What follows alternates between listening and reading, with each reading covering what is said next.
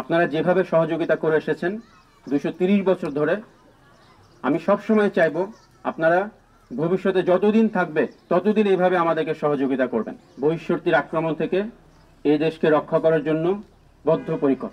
আপনারা জানেন যে আমাদের যে একটা মূল মটো রয়েছে বর্তমানে, সীমান্ত হবে, বিজিবি হবে সীমান্তের নিরাপত্তা এবং আস্থার প্রতীক। এটা আমার অন্তরেও আছে, এটা আমি মুখেও বললাম। আপনারা যেভাবে সহযোগিতা করে এসেছেন 230 বছর ধরে, আমি সবসময় চাইবো আপনারা ভবিষ্যতে যতদিন থাকবে ততদিন এইভাবে আমাদেরকে সহযোগিতা করবেন। সীমান্ত একটা কঠিন জায়গা, সাধারণ যে ভূমি আছে সেরকম নয়। আমাদের সবচেয়ে ভালো বলতে পারবেন আমাদের সাংবাদিক বন্ধুরা, কারণ তারা কোনো সময় সীমান্তে কাজ করেন, কোনো সময় সাধারণ ভূমিতে কাজ করেন। তো তারা এই পার্থক্যটা সবচেয়ে ভালো বলতে পারবেন। আপনারা যারা সীমান্তবর্তী জনগণ, তারা হয়তো জীবনের পুরোটা সময় সীমান্তে কাটিয়ে দিয়েছেন। সাধারণ ভূমি সম্পর্কে আপনাদের কিছুটা ধারণা কম থাকতেই পারে, কিন্তু সাংবাদিক ভাইদের কিন্তু সেটা না। ওনারা দেশ ঘুরে বেড়ান, এক এক সময় এক এক জায়গায় যান।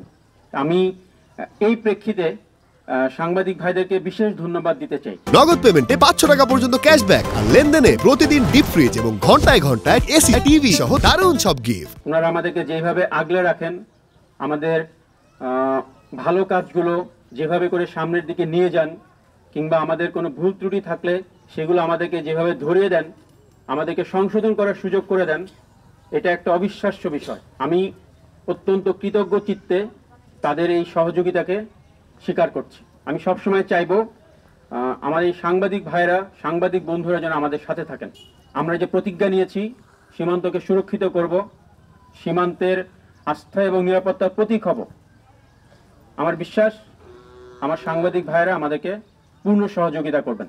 আমি এবং আমার ইউনিট কঠোর অবস্থানে আছি। আবারও বলছি, আমি মুখে যেটা বলছি অন্তরও সেটা ধারণ করছি। আমি এবং আমার ইউনিট কক্সবাজার ব্যাটালিয়ন এই মাদকের বিরুদ্ধে অত্যন্ত কঠোর অবস্থানে আছি। আমার একটু সহযোগিতা লাগবে আপনাদের। আপনি আমাকে একটু সহযোগিতা করেন, আমরা এই এলাকাকে মাদক মুক্ত করবো ইনশাল্লাহ। যতটুকু পারি, যতটুকু সামর্থ্য আমার আছে, বাট আপনাকে এগিয়ে আসতে হবে। কিন্তু আমাদের লোক ডিউটি করছে, সব জায়গায় লোক দেওয়া সম্ভব না। আপনারা দেখেছেন আমাদের কতজন লোক থাকে, তো আমাদেরকে সহযোগিতা করতে হবে। যদি আপনার পরিচিত কোনো লোক সেই বিপথে গিয়ে থাকে, তাকে বন্ধ করতে হবে, তাকে বুঝাতে হবে যেটা করা যাবে না। এটা দেশের সাথে যুদ্ধ করার শামিল, এটা রাষ্ট্রদ্রোহিতার শামিল। আপনার এইটুকু সহযোগিতা দেশকে অনেক দূর নিয়ে যাবে।